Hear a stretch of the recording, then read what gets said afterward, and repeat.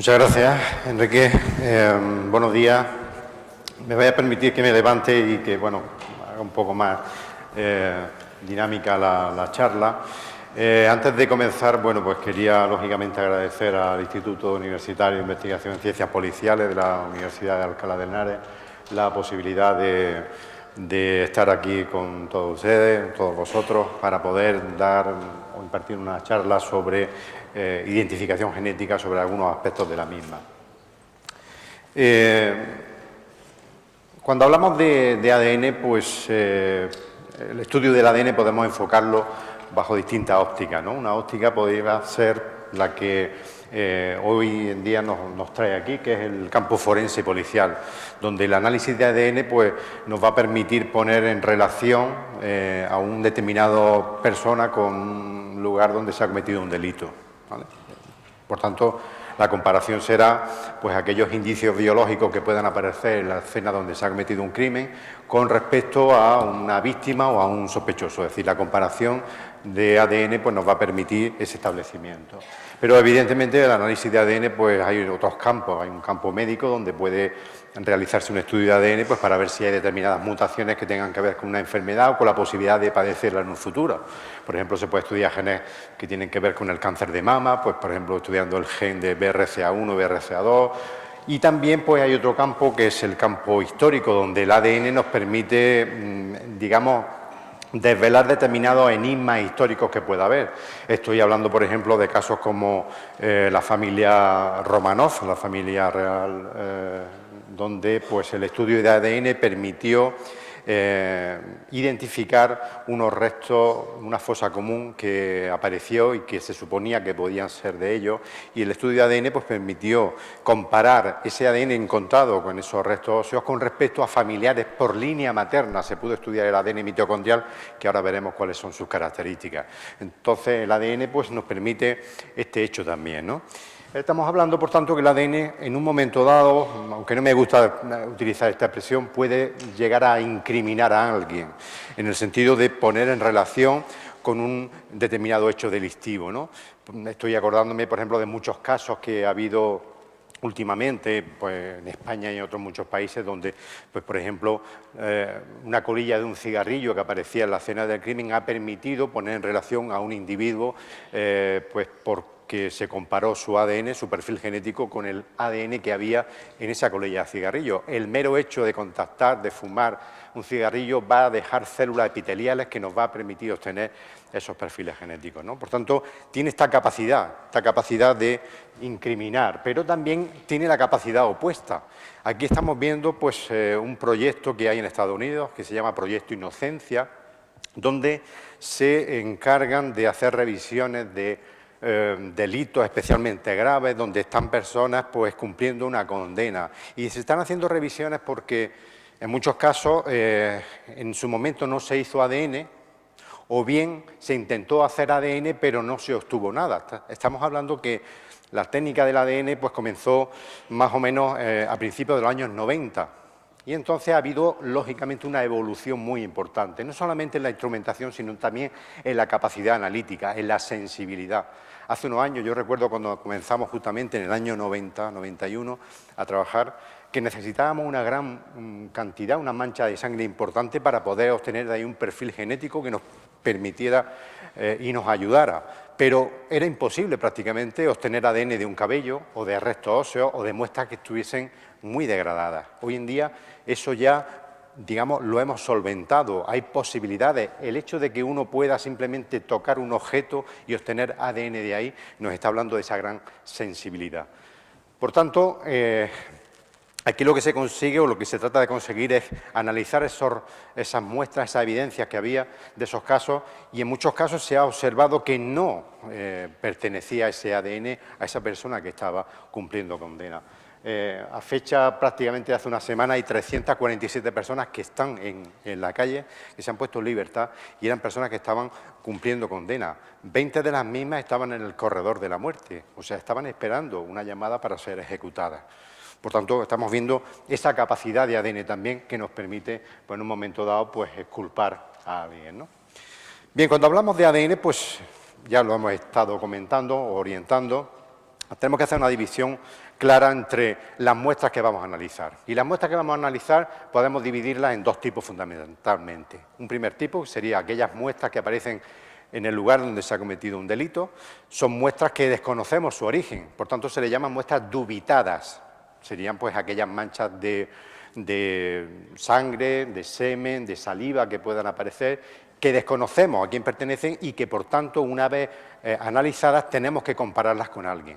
Ahí está el potencial y está la característica fundamental del ADN, que es la comparación.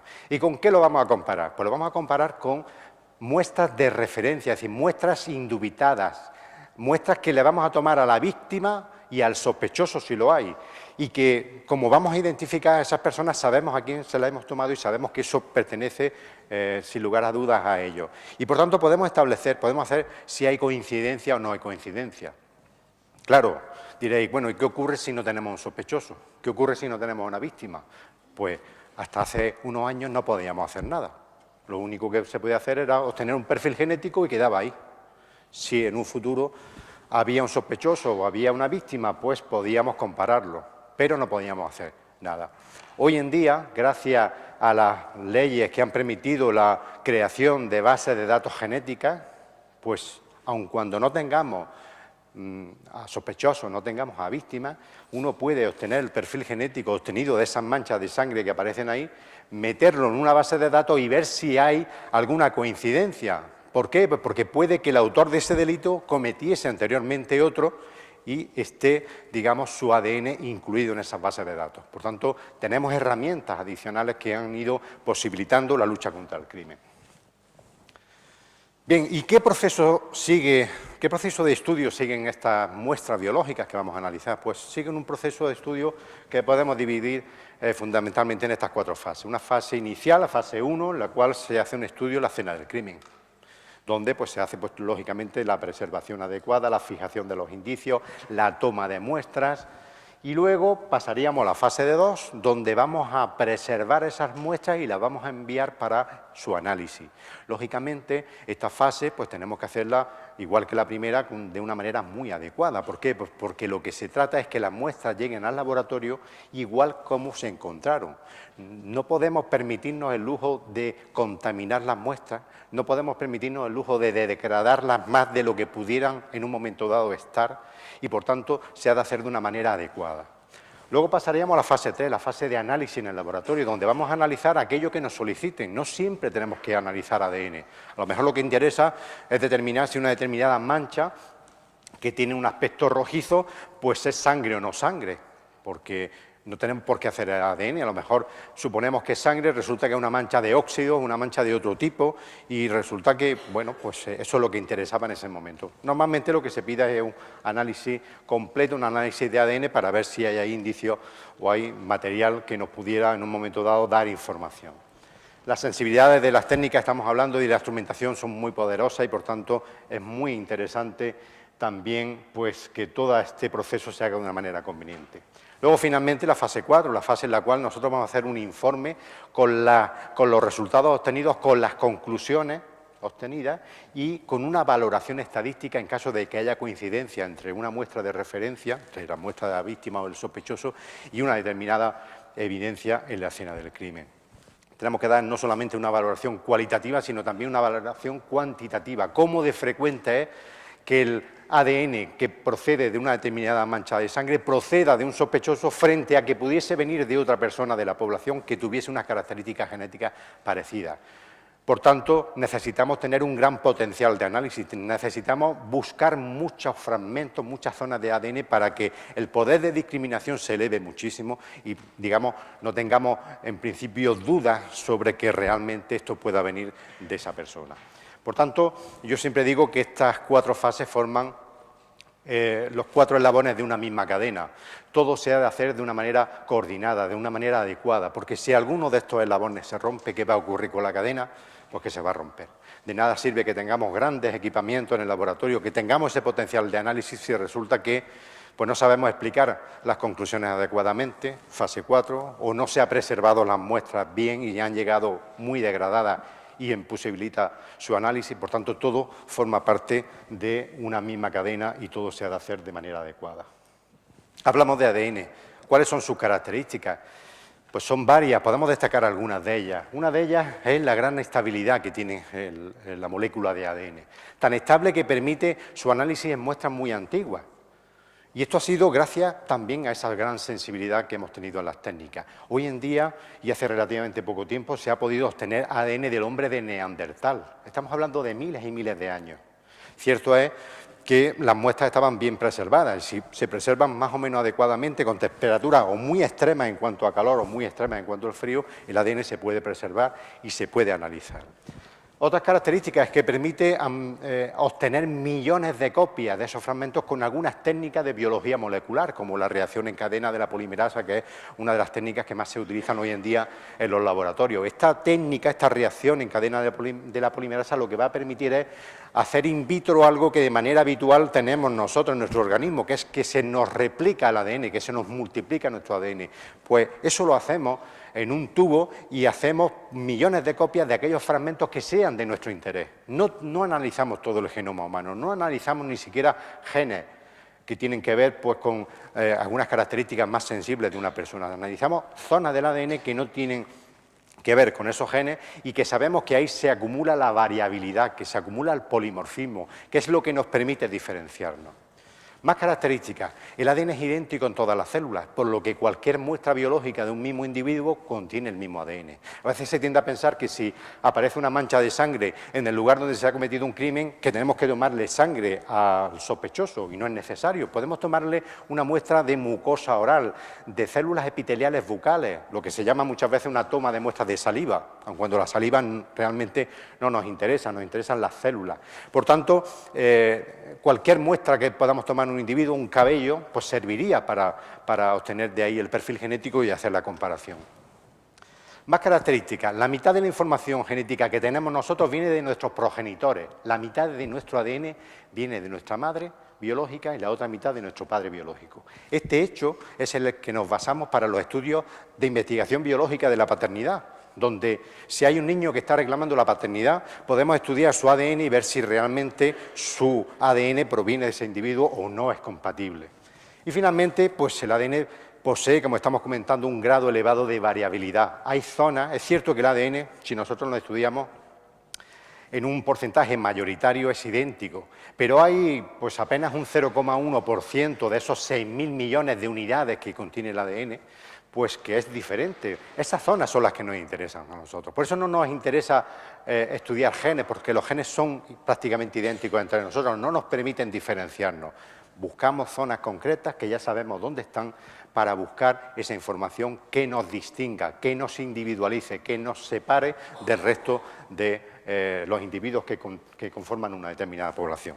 Hay distintos grados de variación genética, de variabilidad genética. No vamos a entrar tampoco en muchos detalles, simplemente pues, comentar que hay algunas zonas donde, si estas letras que veis aquí, que forman parte de los nucleótidos, que son las unidades básicas del ADN, pues puede haber determinadas zonas donde hay elementos que se repiten.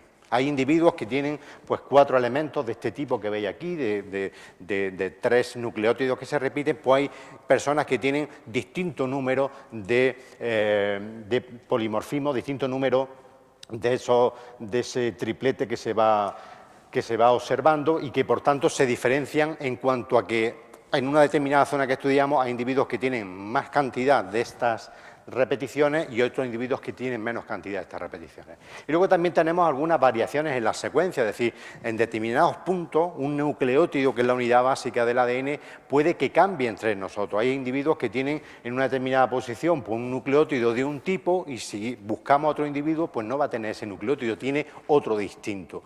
Ahí radica la variabilidad. Eso es lo que nosotros pretendemos buscar para finalmente obtener esa información. Bien, ¿cómo podemos organizar el ADN, el genoma humano de todo individuo? Pues podemos hacer distintas clasificaciones. Una de ellas sería, pues atendiendo a si el ADN está dentro del núcleo de la célula, por tanto lo que estudiamos es ADN nuclear, o está dentro de las mitocondrias, que son unos orgánulos dentro de la célula que tienen que ver con la respiración celular, con la obtención de energía. Pues bien, esos orgánulos también tienen su propio ADN. Es un ADN que se llama ADN mitocondrial. Si os fijáis, tanto en el ADN nuclear como en el ADN mitocondrial hay parte de ese ADN que forma parte de los genes, de esos genes que nos van a dar las características principales en cuanto, pues, todo lo que somos, todas las proteínas, todo lo que forma parte de nuestro ser, nuestro metabolismo, etcétera. Eso está dentro de lo que se llama ADN codificante. Tanto en un caso como en otro, veis que hay ADN codificante, pero eso no nos interesa, eso no lo estudiamos. Estudiamos el otro ADN, el ADN no codificante. Ahí radica esa variabilidad. Entonces, en el caso del ADN nuclear, estudiamos pues esas variaciones en longitud, lo que se conoce como STR, que es el acrónimo en inglés de Short Tandem Repeats, y en el caso del ADN mitocondrial vamos a estudiar unas regiones que se llaman región hipervariable 1 y región hipervariable 2. Esas son las regiones donde se acumula el polimorfismo, donde se acumula la variabilidad, insisto, que es lo que nos interesa. Bien, ¿en qué campos podemos estudiar fundamentalmente el ADN? Pues en el ámbito de la identificación genética, pues en la investigación biológica de la paternidad y también en el campo de la criminalística biológica, donde los indicios biológicos, las evidencias biológicas las vamos a estudiar, vamos a obtener su ADN y lo vamos a comparar con muestras de referencia. Bien, una vez que llega la muestra al laboratorio, ¿qué hacemos con esa muestra? Una mancha de sangre que se encuentre en el lugar donde se ha cometido un delito. Pues lo primero que tenemos que hacer es hacer una serie de estudios preliminares. Es decir, tenemos que ver si esa mancha que se observa en el pantalón que llevaba la víctima realmente es un fluido biológico o no y qué tipo es. Entonces, haremos una serie de estudios preliminares que nos permitan decir, pues esto es una mancha de sangre, o esto es una mancha de semen, o esto es una mancha de saliva. ¿Para qué? Pues para orientar el estudio. Lógicamente, no es lo mismo estudiar el ADN de una muestra de sangre que de unos restos óseos, que de un cabello. Hay procesos distintos. Por tanto, esos estudios preliminares nos permiten conocer la naturaleza de una determinada mancha y poder estudiarla. Y luego el proceso de estudio que se sigue en el laboratorio consta de 3 etapas fundamentales. Primera etapa, la etapa de extracción. Es decir, nosotros tenemos que ser capaces de liberar el ADN del interior de la célula. Entonces tenemos que hacer una ruptura, una lisis de esa célula, liberar el ADN. ¿Y de qué depende la extracción? ¿De qué depende que nosotros hagamos un proceso u otro? Pues va a depender del tipo de muestra. Estamos diciendo que no es lo mismo extraer ADN a partir de sangre, que semen, que saliva, que restos óseos, etcétera. No es lo mismo, o sea que el tipo de muestra influye, como también influye la cantidad de muestra y el estado de degradación de esa muestra. Escogidos esos 3 parámetros y mezclados, nosotros vamos a sacar finalmente el protocolo, el proceso más adecuado para hacer la extracción de ADN. ¿Vale? Eso sería la primera de las etapas, etapa de extracción de ADN. Segunda etapa, tenemos que buscar las zonas de ADN que nos interesan y hacer millones de copias con esta técnica que comentaba anteriormente, con la PCR, con la reacción en cadena de la polimerasa. Hacer in vitro ese estudio, esa multiplicación de esos fragmentos que a nosotros nos interesan. Y finalmente, la etapa en la cual nosotros vamos a visualizar los resultados, vamos a ver qué resultados hemos obtenido y sacar las conclusiones oportunas en función de esos análisis. Por tanto, 3 etapas que son etapas fundamentales y que tenemos que hacerlas dentro del laboratorio de una manera conveniente. Bien, en el caso de del ADN nuclear, ¿qué es lo que se estudia? Pues lo que se estudia son esos fragmentos que se repiten, que constituyen los STR y que finalmente vamos a observar cuando hagamos los análisis en forma de una serie de picos que vamos a ponerle una nomenclatura y que nos van a permitir hacer ese estudio. Hay multitud de fragmentos que nosotros estudiamos. Fijaros, hoy en día nosotros tenemos a nuestra disposición algunos kits que amplifican, o sea, que obtienen millones de copias de hasta 20 o 20 y tantos fragmentos de ADN simultáneamente. Esto también ha sido una revolución, porque al principio de estas técnicas lo que se hacía era ir estudiando fragmento a fragmento. Era un proceso muy complejo, muy largo, muy laborioso. Teníamos que hacer el proceso de extracción de ADN, pero ese ADN lo sometíamos a un proceso de amplificación de un fragmento. Terminamos el proceso, volvíamos a hacer otro fragmento y eso se eternizaba los estudios y además consumía muchísima cantidad de ADN. Hoy en día, de una sola reacción simultánea, uno puede obtener fragmentos de prácticamente todo el genoma, de algunas zonas concretas, y de esa manera uno tiene un potencial altísimo. Cuando estudiamos 20 y tantos fragmentos, la capacidad, el poder de discriminación se eleva muchísimo y de una manera a nivel práctico, pues prácticamente no habría otra persona a nivel mundial que pudiese tener esa información. Por tanto, si estamos observando una mancha de sangre en la escena del crimen y hay un sospechoso y tenemos todo este potencial, prácticamente pues obtenemos valores muy cercanos al 100%. Nunca vamos a llegar al 100%, pero muy cercanos, tan cercanos que sería a lo mejor, tendríamos que coger a una población casi mayor que la población mundial para que estadísticamente hubiese otro individuo que tuviese esas características. Por tanto, es muy importante la información que tenemos. ¿Y cómo se interpretan los resultados? Pues se interpretan algo parecido a lo que tenemos aquí. Eso que veis aquí, esas gráficas con esa serie de picos, es el resultado del estudio de un caso de paternidad, donde tenemos a 3 individuos implicados. Quiero que fijéis en primer lugar por fila. Por fila, aquí lo que tenemos es el perfil genético de una madre, en un caso de paternidad. Aquí lo que tenemos es el perfil genético de un hijo. Y aquí lo que tenemos abajo es el perfil genético de un supuesto padre. Hablamos supuesto padre porque lo que pretendemos es estudiar justamente la paternidad. Y ahora quiero que os fijéis por columnas. Por columnas aquí estamos observando esta zona que está marcada por esta franja de color gris. Aquí lo que hemos estudiado es un fragmento dentro del cromosoma 8. Dentro del cromosoma 8 vamos a buscar un fragmento que nosotros sabemos que ahí hay variabilidad. Por tanto, ahí estudiamos un fragmento, como estudiamos otro fragmento en el cromosoma 21, como estudiamos otro fragmento en otro cromosoma. Y entonces lo primero que hacemos es fijarnos en el hijo. El hijo tiene una información genética, ¿veis? Aquí, que procede de su progenitor. Hemos dicho que la mitad de la información genética viene de la madre biológica y la otra mitad del padre biológico. Bien, en este caso resulta que la información genética que este hijo ha heredado de sus progenitores es la misma. Son 2 características, una de la madre y otra del padre. Lo que pasa es que en este caso concreto ha heredado las mismas características. Entonces son 2 alelos, 2 variantes, pero que se observan como una porque tienen el mismo tamaño. Por tanto, uno de estos alelos viene de la madre, estamos observando, y el otro tiene que venir del padre. Aquí igual se ve algo mejor. Aquí, en este caso concreto, el hijo es 28-29, es decir, ha heredado una información genética de la madre que tiene una serie de elementos de repetición, 28, y otro, a lo mejor, del padre biológico que ha heredado 29. Entonces, lo que tenemos que hacer es que, como es un estudio de paternidad, la maternidad la asumimos como cierta, aun cuando si no fuese cierta la observaríamos, y decimos, bueno, este 28 estamos viendo que procede de la madre biológica, por tanto, el 29 ¿de quién tiene que venir? Pues tiene que venir del padre biológico. Entonces lo que hacemos es comparar con este señor al que le están reclamando la paternidad, y vemos que efectivamente este individuo tiene esa variación, ese alelo 29. Eso no quiere decir que ya podamos asignarle el cartel de padre biológico. ¿Por qué? Pues porque hemos estudiado solamente una característica, un rasgo dentro del ADN. Necesitamos hacer esto con muchos fragmentos para que finalmente tenga un poder muy elevado y podamos permitirnos decir que efectivamente hay compatibilidad genética y no se descarta que este individuo sea el padre biológico frente a que sea otro individuo de la población. Lo mismo ocurre aquí.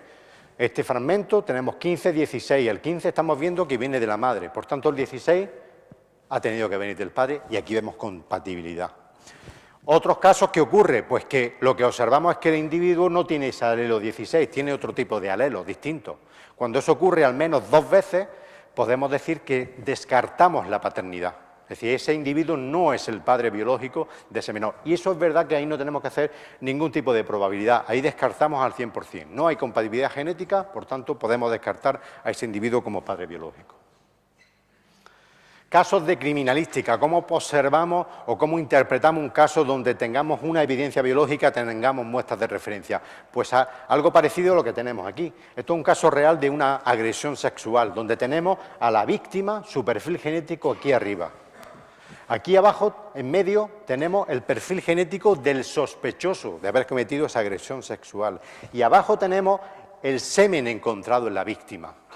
Pues hacemos todo ese proceso que hemos visto, extracción, amplificación y visualización de resultados. Y ahora vamos a obtener las conclusiones. ¿Qué hacemos? La evidencia biológica, las muestras de semen, vamos a compararlas con el sospechoso. ¿Y qué ocurre? ¿Qué estamos observando aquí? Pues estamos observando que todo el perfil genético que aparece en el semen es coincidente, es compatible con el que tiene el sospechoso. Ahí lo estamos viendo.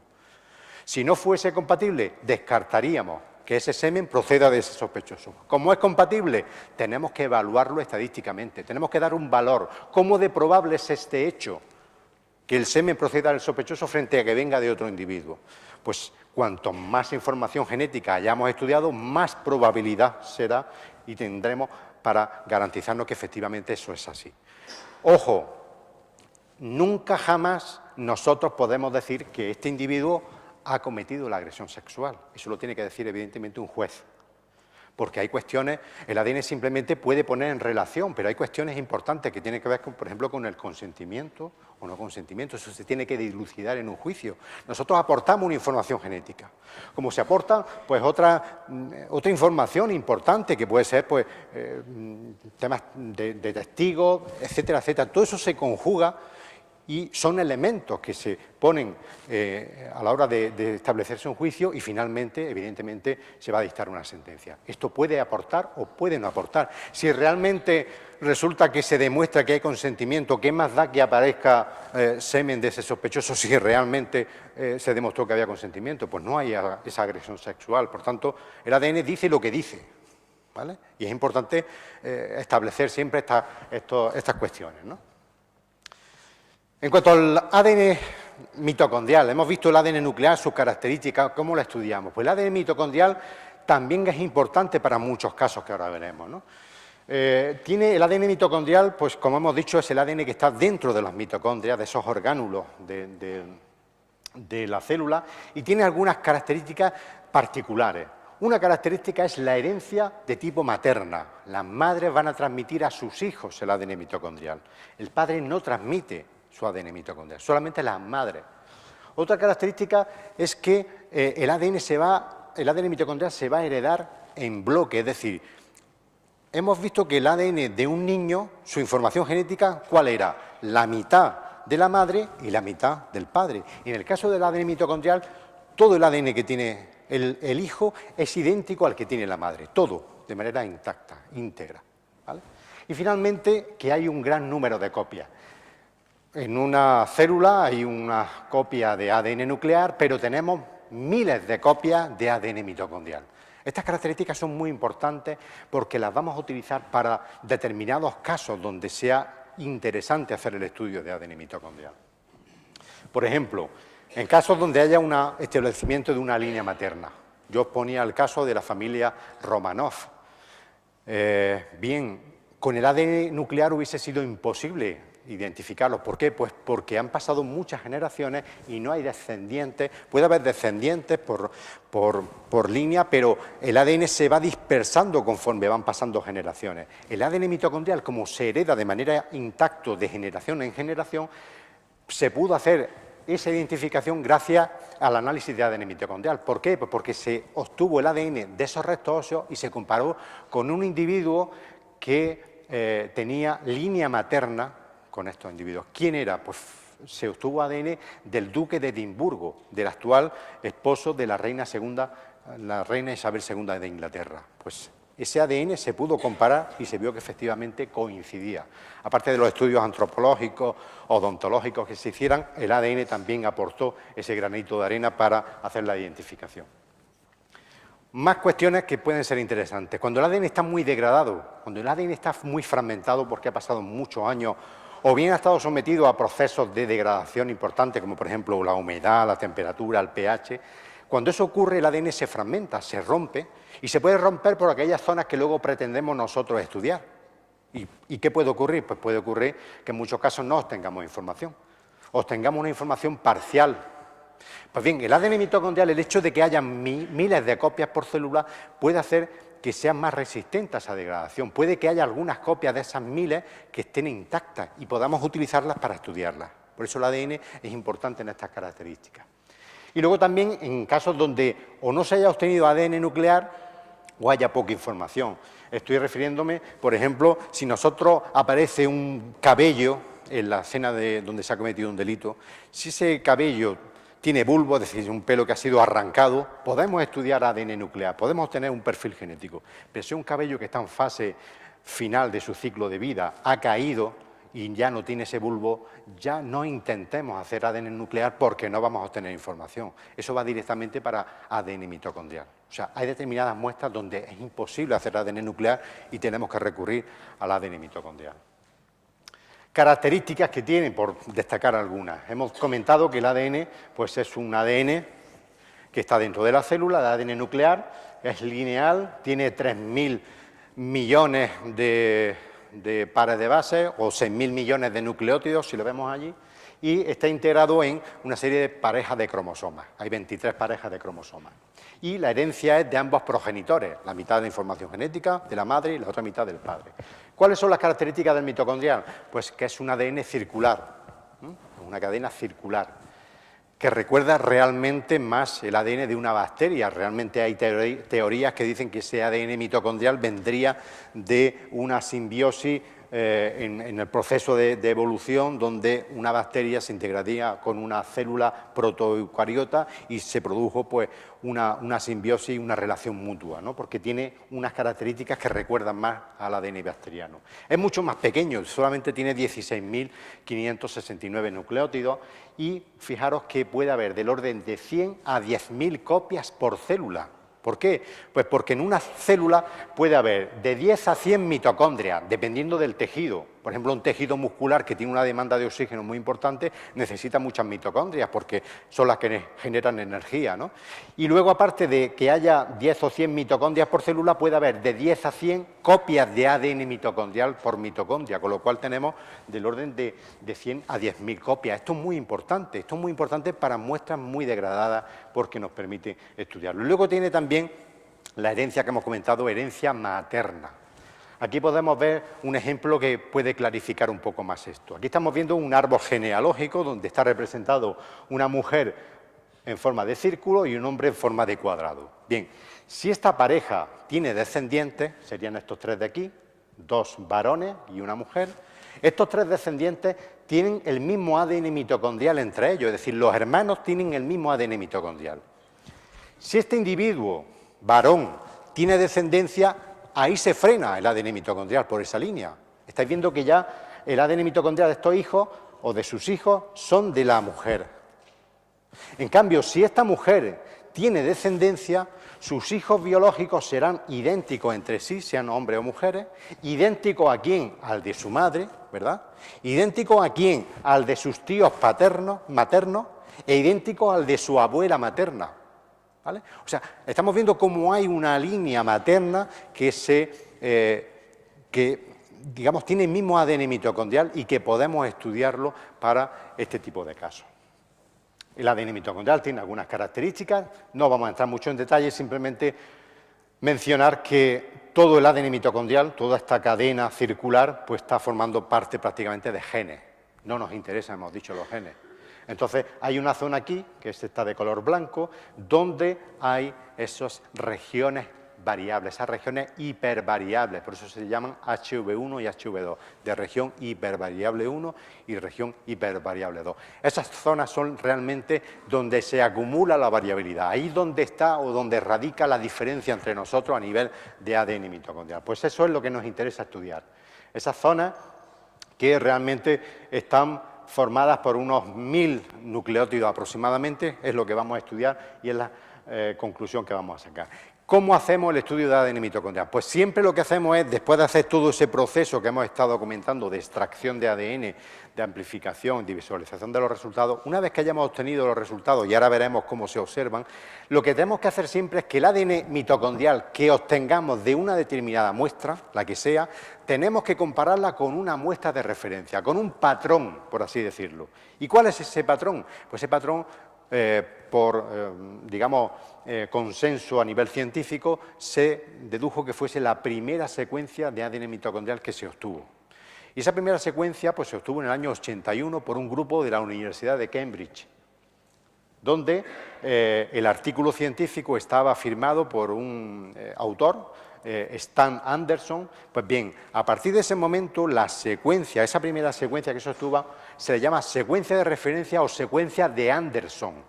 Bien, pues ese es el patrón que nos permite hacer la comparación con los resultados que nosotros obtengamos en nuestra muestra. Bien, y una vez que hayamos hecho esa comparación, diremos dónde hay diferencia o donde no hay diferencia, y esos serán los resultados. Ahora lo veremos a continuación. Bien, simplemente para decir que el proceso de estudio del ADN mitocondrial no difiere mucho del de ADN nuclear. ¿Cuántas etapas dijimos que tenía el estudio de ADN mitocondrial? 3 etapas, ¿verdad? Extracción del ADN, amplificación por esa técnica y finalmente visualización de los resultados. Pues bien, las mismas técnicas, si os fijáis, las tenemos en el ADN mitocondrial. ¿Tenemos que hacer un proceso de extracción? Sí. Pero no es un proceso, como mucha gente cree, que es un proceso de extracción especial de ADN de las mitocondrias. No, no. Cuando nosotros hacemos un proceso de extracción de ADN, realmente ahí estudiamos todo, el ADN nuclear, el mitocondrial, todo está ahí. Por tanto, el proceso de extracción no difiere nada, es el mismo. Luego hacemos un proceso igualmente de obtención de millones de copias de esos fragmentos que nos interesan. La única diferencia es lo que está marcado en rojo. ¿Qué está marcado en rojo? Pues está marcado en rojo un proceso que se llama secuenciación. En lugar de obtener fragmentos, como veíamos en el caso de paternidad anteriormente, que veíamos una serie de picos que correspondía a fragmentos de distinto tamaño, pues aquí lo que vemos es ya la parte íntima del ADN, que son los nucleótidos, las unidades básicas. Y entonces hacemos un estudio de la secuencia de esos distintos nucleótidos. Vamos a observar nucleótido a nucleótido qué es lo que tenemos. Y al observar esos nucleótidos vamos a comparar si en determinadas posiciones hay diferencia entre unas unidades y otras con respecto a distintos individuos que estén implicados en el estudio. Eso es lo que conseguimos con el proceso de secuenciación. Lógicamente hemos dicho que en el ADN mitocondrial vamos a estudiar muestras que están muy degradadas, que están en unas cantidades mínimas. Por tanto, necesitamos controlar mucho más la contaminación que se pudiera producir en el laboratorio. Y mucho más porque son muestras mucho más sensibles a la contaminación. No es que una muestra no se pueda contaminar, una muestra que uno obtiene de sangre de un determinado individuo no se pueda contaminar. Pero si hay alguna contaminación, pues la desproporción de ADN tan grande entre el ADN de la muestra de sangre que has obtenido y ese contaminante es tan grande que apenas vas a apreciar nada. En cambio, una muestra que esté muy degradada o en cantidad mínima, cualquier mínima contaminación que exista la vas a manifestar. Y, por tanto, necesitamos controlar muy bien esto. En los procesos de análisis de ADN mitocondrial se requiere unos laboratorios especiales que constituyan prácticamente lo que se conoce como una sala blanca, es decir, una sala donde esté absolutamente controlado todo ese proceso, ¿no? Y, si os fijáis, las personas que van a entrar al laboratorio, pues es como el que entra a un quirófano. Tiene que ir absolutamente vestido y protegido para que no vaya a contaminar nada. Aparte, estos laboratorios tienen pues luces ultravioleta que, como sabéis, pues ionizan y esterilizan la superficie. También tenemos flujos de presión positiva, es decir, metemos al interior del laboratorio aire prácticamente estéril a través de unos filtros especiales y además se crea un flujo de presión positiva de manera que si accidentalmente se abre la puerta, el aire va a salir y no entra. Por tanto, todo eso se controla muy bien para evitar cualquier tipo de interferencia, cualquier tipo de contaminación. Hacemos procesos, como digo, de amplificación de esas zonas que nos interesan y observamos, aquí estáis viendo, pues en la región hipervariable 1, observamos los distintos nucleótidos. Ya sabéis que hay 4 nucleótidos que se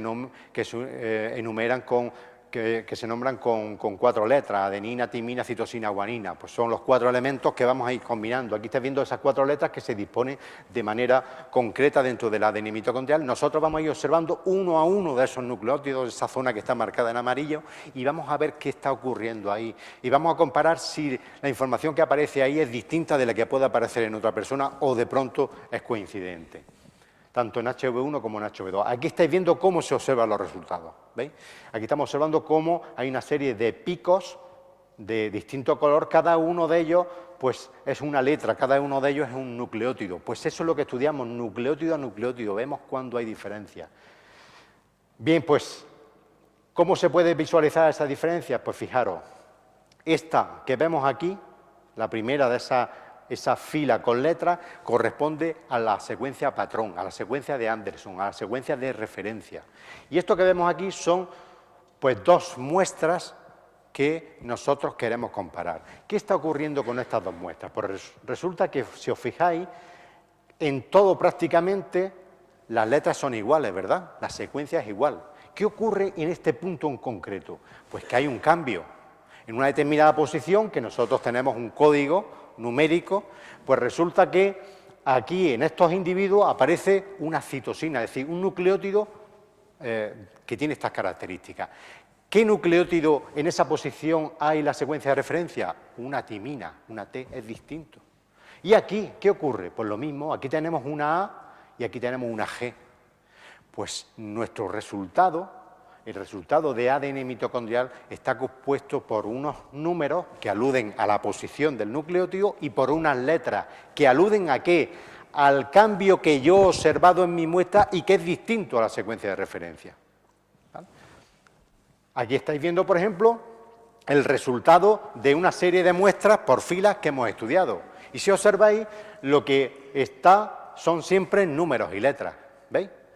Posición del nucleótido y el nucleótido que cambia, que yo he observado en mi muestra, que es distinto a la secuencia de referencia.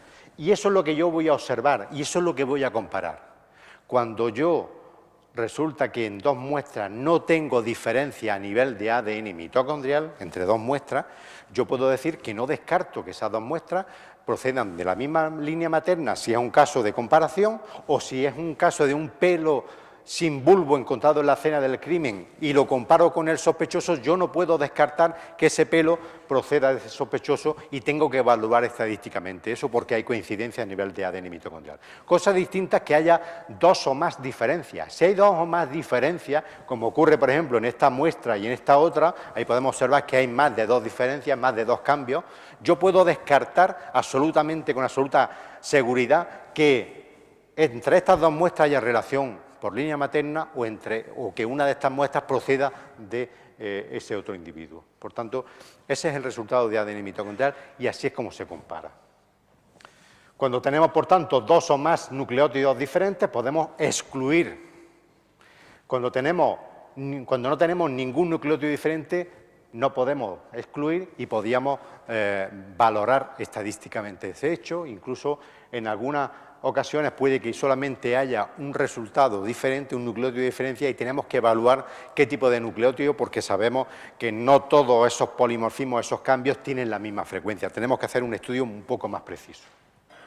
Lógicamente hemos dicho que todo resultado, tanto de ADN nuclear como de ADN mitocondrial, tiene que estar evaluado estadísticamente. Tenemos que hacer un estudio estadístico a nivel de ADN mitocondrial para que digamos si ese perfil genético obtenido en el ADN mitocondrial es poco frecuente o es muy frecuente. Y para eso tenemos algunas bases de datos a nivel mundial donde se están todas las investigaciones que se están haciendo con ese ADN mitocondrial, se están integrando esos perfiles genéticos ahí y forman parte de una red muy importante, de una base de datos muy importante. La más importante para ADN mitocondrial es esta que veis aquí, es ENPOP. ENPOP permite introducir los perfiles genéticos ahí y además nos va a decir cómo de frecuente o infrecuente es, porque no todos los perfiles genéticos tienen la misma frecuencia. Podemos hacer la comparación, por ejemplo, con el color del pelo, para que quede un poco más claro. Si nosotros decimos, bueno, vamos a utilizar el color del pelo como un elemento para diferenciarnos, es un rasgo fenotípico, algo que observamos, pues sabemos que hay distintas variaciones en el pelo, color negro, blanco, rubio, etcétera, etcétera. Hay variaciones que nos permiten diferenciar, pero además esas variaciones son dependientes de la población, ¿verdad? Porque, claro, si nosotros decimos cuál es la probabilidad de encontrar a un individuo con el color del pelo rubio en población noruega, pues parece ser lógico que es muy alta, ¿verdad? ¿Cuál es la probabilidad de encontrar a un individuo de color rubio en Zimbabue? Pues ya no es tan claro, ya no es tan alta, ¿verdad? Por tanto, eso es dependiente de la población. Pues lo mismo ocurre con el ADN nuclear y con el mitocondrial. Depende de la población en la que estemos, las frecuencias van a variar. Necesitamos bases de datos y necesitamos que nos digan cómo de frecuentes son esos perfiles. Esto en cuanto al ADN mitocondrial. También hemos dicho, el objeto de esta charla era hablar de ADN mitocondrial y de cromosomas sexuales. Pues también dentro del genoma humano podemos agrupar una parte de los cromosomas que van a determinar el sexo de un individuo. Es lo que se conoce como los cromosomas sexuales. Y se agrupan en los cromosomas X e Y. De manera que cuando nosotros vamos a estudiar el cromosoma Y, pues ese cromosoma Y tiene unas características concretas, pues tiene un tamaño concreto, tiene dos regiones que no estudiamos, que son las de los extremos, y tiene una región que sí vamos a estudiar y que comparte de una manera muy parecida la transmisión por línea, en este caso paterna, que ocurre con el ADN mitocondrial. Todo el cromosoma Y, excepto estas dos zonas de los extremos, se va a heredar en bloque. Es decir, los padres van a transmitir a sus hijos varones el cromosoma Y. ¿Vale? Por tanto, en este caso, lo que vamos a estudiar son fragmentos, son zonas dentro del ADN del cromosoma Y que nos van a permitir, pues, estudiar zonas concretas. ¿Qué nos permite el cromosoma Y? Pues nos puede permitir tanto hacer un estudio en el ámbito de la criminalística, en el ámbito del estudio en la escena del crimen, como nos puede permitir en un momento dado pues, estudiar en un estudio de paternidad cuando no tenemos al padre biológico y, por tanto, lo que podemos tener es un hermano biológico, del supuesto padre, y, por tanto, podemos estudiar a individuos por línea paterna para poder establecer si hay vínculo paterno o no. Y también, pues, incluso en el área de la antropología biológica nos puede permitir el estudio, como le ocurre con el ADN mitocondrial, estudio evolutivo, etcétera, etcétera. La herencia en este caso es estrictamente paterna. Aquí estamos viendo cómo hay una mujer, hay un hombre, sus hijos, varones, van a tener el mismo ADN de cromosoma Y. Esto nos va a permitir poder compararlo y poder hacer estudio. Tiene una serie de ventajas. Se puede estudiar en casos rutinarios de paternidad, donde pues podamos estudiar a individuos por línea paterna. Podemos hacer estudios especiales cuando no está el padre biológico, por tanto, podemos recurrir a familiares por línea paterna. ¿Inconvenientes que tiene? Pues que no podemos distinguir a hermanos biológicos. Un hermano biológico de otro pues tienen el mismo cromosoma Y. Por tanto, no podríamos diferenciarlo. Eso es un inconveniente. En caso de agresión sexual es fundamental estudiar el cromosoma Y. ¿Por qué? Pues porque en muchos casos el estudio de las agresiones sexuales tiene que ver el hecho de que puedan participar varios agresores y podemos obtener perfiles mezcla, y eso es muy complicado poder evaluarlo. El hecho de que nosotros estudiemos el cromosoma Y nos permite, en primer lugar, eliminar el componente femenino en esa mezcla, porque no lo vamos a manifestar. Y luego nos puede decir el número de participantes en esa agresión y nos puede diferenciar esa información para poder evaluar si tenemos a esos individuos. Por tanto, es importante el estudio. Tenemos muchos fragmentos de cromosoma Y por estudiar y hoy en día también nos aporta un grado muy elevado de estudio. Hay bases de datos también genéticas para ver la frecuencia de esos perfiles de cromosoma Y. Una de ellas, la más importante, es esta que veis aquí, IHRD, donde hay decenas de miles de perfiles genéticos, donde puede uno evaluar y meter el perfil genético que ha obtenido en su caso y nos va a decir cómo de frecuente o infrecuente es ese estudio. Cromosoma X se estudia menos, pero también tiene posibilidades. Cromosoma X, como sabéis, en las mujeres pues hay dos cromosomas X y en el caso de los varones hay un cromosoma X y un cromosoma Y. Estos cromosomas, digamos, lo que hacen es que se recombinan y se van mezclando y van a determinar el sexo de los descendientes de esta pareja, ¿no? El caso del cromosoma X, pues muy importante en casos de semihermandad. Fijaros que cuando tenemos individuos que son medio hermanos, es decir, que sabemos que un progenitor es distinto y estamos evaluando la posibilidad de que uno sea común, pues ahí el ADN nuclear nos puede aportar información, pero no es tan importante. Tenemos que complementar esos estudios. ¿Cómo se complementan? Pues, por ejemplo, con el caso del cromosoma X, donde estamos viendo que si realmente este individuo es padre de estos dos hijos teniendo madres distintas, pues el ADN del cromosoma X nos puede aportar esa información. En casos de abuelidad, donde hay una abuela y hay una nieta ahí el ADN del cromosoma X, línea paterna, se va a heredar de manera intacta. Y aunque no tengamos este individuo porque haya fallecido, esta nieta tiene que tener el mismo cromosoma X que la abuela paterna. En esos casos también es interesante el estudio del cromosoma X. También tenemos una serie de bases de datos que nos permiten evaluar la frecuencia de esos perfiles.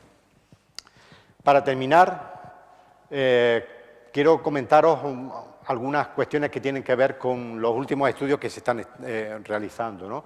Hay una predicción del origen biogeográfico. Podemos inferir características biogeográficas de una determinada muestra. Aun cuando no tengamos un sospechoso, nosotros, a partir de una mancha de sangre, podemos, por el ADN mitocondrial, por el cromosoma y también por algunos rasgos, algunos marcadores concretos, nos podemos inferir qué origen poblacional tiene el individuo que dejó esa muestra ahí. Podemos decir si es de población asiática, de población subsahariana, de población africana, etcétera, etcétera. Eso también, desde el punto de vista policial, puede tener su interés porque nos puede dirigir el estudio. Como también hay unos últimos avances que tienen que ver con características fenotípicas. Nosotros podemos decir ya con un grado cada vez más alto de probabilidad si las manchas de sangre que viene o que aparece en un determinado sitio, pues resulta que el individuo que la dejó tiene una probabilidad determinada de tener el color del pelo tal o el color de los ojos tal.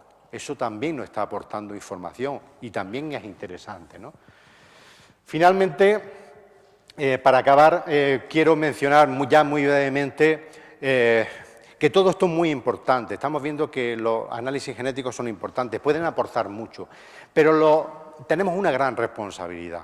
Tenemos una gran responsabilidad porque en muchas ocasiones es cierto que en un determinado juicio se pueden evaluar muchos componentes, pero es cierto que en muchos de los casos donde se ha cometido un delito, la única evidencia que puede haber es el aporte de ADN. Por tanto, tenemos una responsabilidad enorme. Y esa responsabilidad enorme nos hace que los resultados de ADN sean o nos exijan que tengan la máxima calidad posible, ¿no? En ese sentido, fue uno de los objetivos del nacimiento de GITAD. GITAD es el Grupo Iberoamericano de Análisis de ADN y forma parte de la Academia Iberoamericana de Criminalística y Estudios Forenses. Fue el primer grupo que nació, el más activo y el que anualmente pues, tiene reuniones, mantiene contactos, se intercambian experiencias y se hace una cosa muy importante que es el control de calidad. ¿Para qué sirve el control de calidad? Pues sirve para que a todos los laboratorios que quieran participar, que formen parte de GITAD, incluso está abierto a otros laboratorios, pues nosotros anualmente enviamos unas muestras de sangre o muestras de otro tipo, incluso mezclas, cosas complejas, las enviamos a los laboratorios y ellos tienen que evaluar eso como si un caso real se tratara. Tienen que estudiar todo eso y tienen que obtener unos resultados. Y esos resultados nos los envían y nosotros evaluamos el conjunto de los datos. Y entonces comparamos y vemos si hay algún problema o no hay problema. Y por tanto, de esa manera, no es tanto para obtener un certificado que diga que has pasado el control, sino que si hay algún tipo de problema, uno pueda manifestarlo y uno pueda tenerlo en cuenta. Y de esa manera pueda corregir esos problemas. ¿Por qué? Pues porque tenemos una gran responsabilidad y se nos exige que los resultados sean de la máxima calidad posible. Ayer veríais, comentaron pues, que el nacimiento de AICEF fue en el año 99 en Belo Horizonte, se formó ese grupo de GITAD y el objetivo era la colaboración en el área de identificación genética, la estandarización de técnicas, promover la capacitación e implementar normas de calidad. ¿Cuáles son las características del control de calidad? Pues es gratuito, es anual y hay análisis de una serie de muestras de referencia y otras muestras forense que puede ser de mezcla de fluidos, etcétera. Hay distintos supuestos teóricos donde uno puede, digamos, tener una especie de reto en el cual pues, se está planteando un caso y hay que tratar de resolverlo. Y también pues, hay los requisitos de participación, simplemente la voluntad de participar. Cuando alguien quiere participar, simplemente manda un correo electrónico a esa dirección y nosotros le enviamos las muestras y se pueden evaluar. ¿Tiene importancia o tiene reconocimiento el control de calidad digital? Tiene ya mucha importancia porque son muchos años los que lleva ya trabajando. De hecho, en esa base de datos que yo os comentaba que hay, pues uno de los requisitos que establecen para poder meter datos en esas bases de datos mundiales es que se hayan pasado controles de calidad, entre ellos los controles de calidad digital, o sea que está reconocido ya de manera internacional. Hay pues toda una cronología, ¿no? Normalmente se envía una solicitud de participación en septiembre, se envían las muestras en torno a octubre y el envío del resultado se establece en diciembre. Se establece unos resultados consenso y anualmente nos reunimos. ¿Nos reunimos para qué? Pues para discutir de temas de interés y también para evaluar esos resultados obtenidos y veamos si hay problemas o no hay problemas. Aquí estáis viendo pues los formularios de participación, cada laboratorio mete sus datos. Aquí se explican pues, los materiales y todo lo que conlleva el control de calidad y se envía un correo, un archivo en Excel donde en una primera pestaña hay que poner los datos del laboratorio, hay que decir qué técnicas se han utilizado, hay que decir qué tipo de material, qué tipo de marcadores se han utilizado, se tienen que poner los resultados en esas celdas para hacer la comparación y hay distintos supuestos teóricos y la tabla de frecuencia. Ahí estáis viendo el momento en el que se preparan esas muestras, suelen ser manchas de sangre, de saliva, de semen, dependiendo de los años, y ahí tenemos el momento en el que los enviamos. Esto es lo que recibe cada laboratorio. Y esas muestras tienen que analizarlas, insisto, como si un caso real se tratara. En el caso concreto, el año pasado, el año anterior, en 2015, porque no hemos evaluado todavía el 2016, pues hubo 41 laboratorios de 12 países y nos reunimos en Panamá y tuvimos una serie de discusiones de resultados. ¿Por qué? Pues porque hay problemas, sigue habiendo problemas y esto es el objetivo de estas reuniones y el objetivo de un control de calidad. Fijaros como, por ejemplo, aquí en un laboratorio en concreto pues se informó que el resultado de una muestra era 23-23, por poner un ejemplo en este caso concreto, cuando el resultado del resto del laboratorio era 22-23. Se exige que se envíen los resultados de los analizadores genéticos, que nosotros veamos la información. Y este laboratorio envió esa información y si os fijáis aquí tiene 22-23, realmente analizó bien, pero a la hora de pasar los datos al informe, o en este caso a la tabla, se equivocó. Y es un error de transcripción. Y entonces, pues se indica que estos son los errores principales. Un error de transcripción no podemos permitirlo. Máxime cuando es algo que se puede solventar si hay al menos 2 personas que revisen esa información. Entonces, se sacan conclusiones también a partir de los controles de calidad. En otras ocasiones, aparte de que haya un problema de transcripción, hay problemas, por a lo mejor, de una movilidad anómala de los resultados y eso tiene que ver pues con que no se ha optimizado bien el equipo donde se analiza. Pues uno puede observar que este laboratorio informó 20-22 cuando en realidad es 21-22 el resultado correcto. Pues aquí estamos viendo que esos picos tienen una estructura distinta a lo que debe aparecer. Pues también se pueden sacar conclusiones. Eso es importante poder hacerlo. No tanto para decir que se ha equivocado, sino para obtener, digamos, las medidas correctoras para evitar que esto ocurra en un futuro. Esto es lo importante del control de calidad siempre. Hay distintos problemas que hemos ido teniendo, pero bueno, básicamente todos eran errores, como os fijáis, de transcripción y por eso tenemos ese inconveniente. Hemos tenido pues una evolución en ese control de calidad, numerosas técnicas que han ido evolucionando y numerosos laboratorios que han ido finalmente participando. Y finalmente esto es lo que recibe el laboratorio, un certificado de participación donde se especifican pues, todos los marcadores donde ha obtenido resultados consenso y ahí los puede tener para las normas de calidad que puedan tener, pues puedan evaluarlo. Finalmente, ¿cuál puede ser, si queremos decir cuál es el futuro de la identificación genética? Pues puede seguir un poco el lema olímpico, ¿no? Aquello de más rápido, más alto, más fuerte, en el sentido de que los resultados serán en un futuro cada vez más rápidos. Habrá instrumentación que nos permita obtener resultados de manera más inmediata. Esto es muy importante en muchos casos. Sistemas de análisis expertos, donde no solamente la capacidad y la formación y la experiencia de las personas que analicen, sino también los equipos que analizan las muestras cada vez van a tener mucha más resolución y nos van a permitir, nos van a ayudar mucho más a la obtención de resultados cada vez más confiables, mayor sensibilidad. Cada vez las técnicas están en ese sentido de aumentando la sensibilidad. Esto es importante. Y finalmente, un mayor contenido informativo y unas conclusiones más poderosas. Tenemos las herramientas, tenemos la capacidad, lo único que nos resta es seguir luchando, seguir apoyándonos, seguir teniendo experiencia para luchar contra el crimen. Así que lo dejo aquí, muchas gracias por la atención y agradezco de nuevo al Instituto la oportunidad que me han brindado para estar aquí con vosotros.